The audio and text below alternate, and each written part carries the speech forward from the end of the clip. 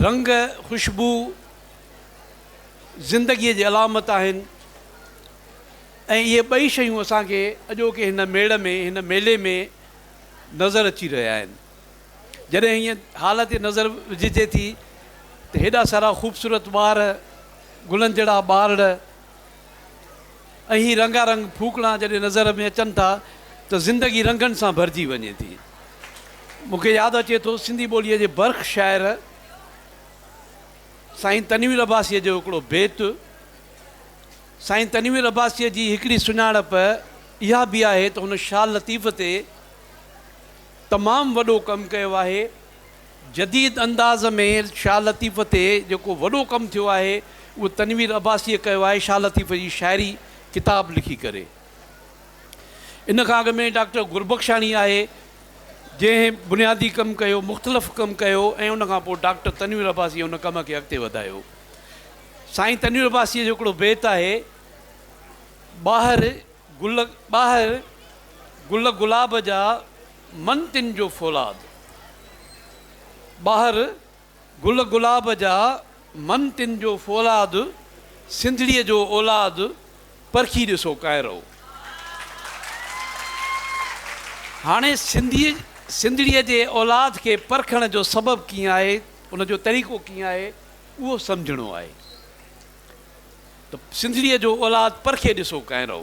हाणे परख कीअं थींदी? परख ईअं थींदी त अहिड़ा मेला मलाखड़ा कबा जंहिंमें उस्ताद ईंदा, पंहिंजनि शागिर्दनि खे वठी ईंदा, शागिर्दनि खे वठी ईंदा, ॻाल्हियूं थींदियूं, ॿारनि जूं जेके सलाहियतूं आहिनि उन्हनि में जेका क़ाबिलियत आहे, जेका अहलियत आहे, उन्हनि खे मुख़्तलिफ़ तरीक़नि सां ज़ाहिर कबो। उन्हनि में इल्म जी रोशनी फैलाइबी। उहे टेबलोज़ जे ज़रिए, उहे तक़रीर मुक़ाबलनि जे ज़रिए, उहे ड्रामनि जे ज़रिए, उहे ॻाइण जे ज़रिए पंहिंजी सलाहियतुनि खे ज़ाहिर कंदा ऐं माण्हू उन्हनि जी परख कंदा त सिंध जो औलाद किथे बीठो आहे। ऐं इहो तॾहिं मुमकिन थी सघंदो जॾहिं सिंधी लैंग्वेज अथॉरिटीअ वांगुरु सिंध जा ॿिया इदारा बि पंहिंजनि ज़िमेदारियुनि खे महसूसु कंदा ऐं पंहिंजनि ज़िमेदारियुनि खे महसूसु कंदे हिन क़िस्म जा मेड़ा मलाखड़ा उहे साल में अलाए केतिरा दफ़ा कराईंदा। मुंहिंजा प्यारा ॿारो, अव्हां असांजा आईंदो आहियो। असांजी बदकिस्मती आहे त असां इनफ़रादी तौर ते त पंहिंजे ॿारनि जी तइलीम लाइ घणो सोचींदा आहियूं, उनजी ओनू रखंदा आहियूं। असां चाहींदा आहियूं त असांजो ॿारु जेको आहे वॾे स्कूल में पढ़े, वॾी आला तालीम हासिलु करे, वॾी डिग्री हासिलु करे ऐं पोइ हिकिड़ी सुठी नौकिरीअ ते वञे। पर मजमूई तौर ते असां इन कंहिं बि अमल जो हिसो बणिजण लाइ तयारु न थींदा आहियूं। असां न चाहींदा आहियूं त सॼी क़ौम जा ॿार जेके आहिनि उहे जेकॾहिं कंहिं नंढड़े ॻोठ में रहनि था, कंहिं नंढड़े शहर में रहनि था, कंहिं पसमानदा इलाइक़े में रहनि था, त उन्हनि खे बि उहे साॻियूं सहूलियतूं मुयसरु थियणु खपनि जेके असांजे ज़ाती ॿारनि खे, असांजे पंहिंजनि ॿारनि खे नसीबु थियनि थियूं। जॾहिं सभिनी ॿारनि खे, सिंध जे हर ॿार खे उहो साॻियो ई जेको आहे उनखे सलाहियत पंहिंजी ज़ाहिर करण जो मौक़ो मिलंदो, उनखे उहा आला तालीम उनखे बि नसीबु थींदी, तॾहिं ई सिंध जेको आहे हिकिड़े वॾे मक़ाम ते पहुची सघंदी ऐं असीं ॿुधाए सघंदासीं सिंधड़ीअ जो औलाद परखे ॾिसो काइरो। ज़रूरत इन ॻाल्हि जी आहे त सरकारी सतह ते इन जी सरपरस्ती थियणु खपे। अहिड़नि मेलनि जी ॿारनि जे लाइ इंस्टीट्यूट्स क़ाइमु थियणु खपनि, ॿारनि जे लाइ मुख़्तलिफ़ रिसाला सरकारी इदारनि पारां निकिरणु खपनि जंहिंमें ॿारनि जी दिलचस्पीअ जूं ॻाल्हियूं हुजनि। ॿारनि खे वेही करे जेकॾहिं असां वॾियूं वॾियूं ॻाल्हियूं ॿुधाईंदासीं त उनजे सम्झ में कुझु बि न ईंदो। ॿारनि जे सतह ते उन्हनि जे लेवल ते हेठि लही अचिणो आहे ऐं पोइ उन्हनि खे उहे ॻाल्हियूं सम्झाइणियूं आहिनि, तॾहिं उहे सम्झंदा।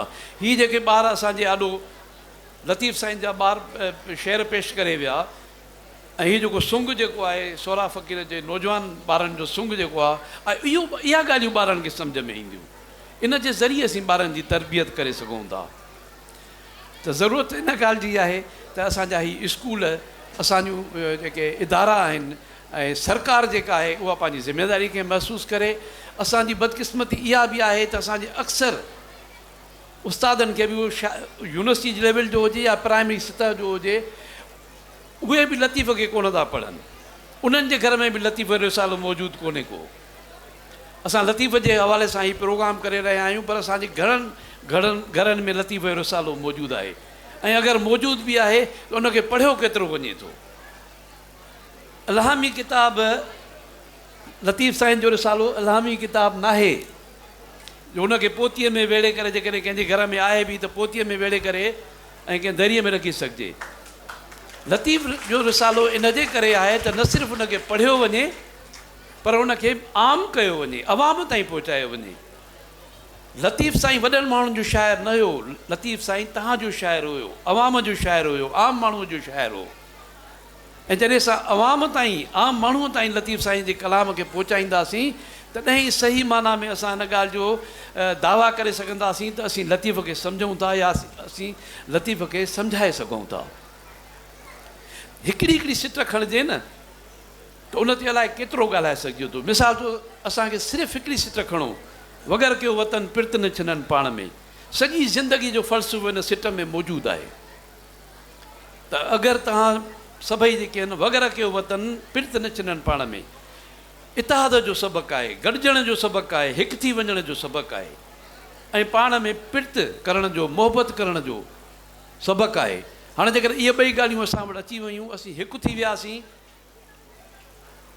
ऐं पिर्त जी ॻाल्हि कईसीं, मोहबत जी ॻाल्हि कईसीं, त हिन दुनिया में जा सारा मसइला पंहिंजो पाण हल थी वेंदा।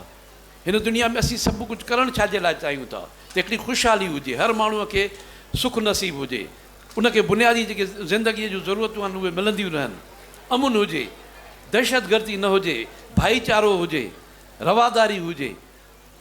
इहो लतीफ़ साईं जी हिकिड़ी सिट में मौजूदु आहे। सिर्फ़ु उन ते अमल कयो आहे त वग़ैरह कयो वतन पिर्त न छिननि पाण में, पसो पखी अड़नि माण्हूअ मेठ करणो। त जेकॾहिं असीं पखियुनि वांगुरु जीअं पखी पाण में वलड़ करे हलंदा आहिनि, हज़ारनि मेलनि जो सफ़र करे किथां खां किथे हलिया वेंदा आहिनि, पाण में इतिहाद न टोड़ींदा आहिनि, हिकु रहंदा आहिनि, त असीं लतीफ़ खे सम्झी वेंदासीं। असांजे आलमनि ताजोए साहिब ऐं ॿियनि दोस्तनि, मुख़्तार मलक साहिबु, मनोज कुमार साहिबु, तव्हांजे साम्हूं लतीफ़ साईं खे सवले खां सवले नमूने सां सम्झाइण जी कोशिशि कई। ऐं मां सम्झां थो उन ते जेतिरो ॻाल्हाइबो घटि थींदो, पर मौक़े जी मुनासिबत सां इहो काफ़ी आहे त असांखे न सिर्फ़ु पंहिंजे घर में लतीफ़ जो रिसालो लिखिणो आहे, पर उनखे ठपे न आहे रखिणो, पर उनखे खोले करे पढ़णो आहे ऐं पढ़ी करे सम्झणो आहे। ऐं जॾहिं सम्झी वञूं त पोइ तव्हां जहिड़नि सुहिणनि ॿारनि खे सम्झाइणो आहे। वॾी महिरबानी।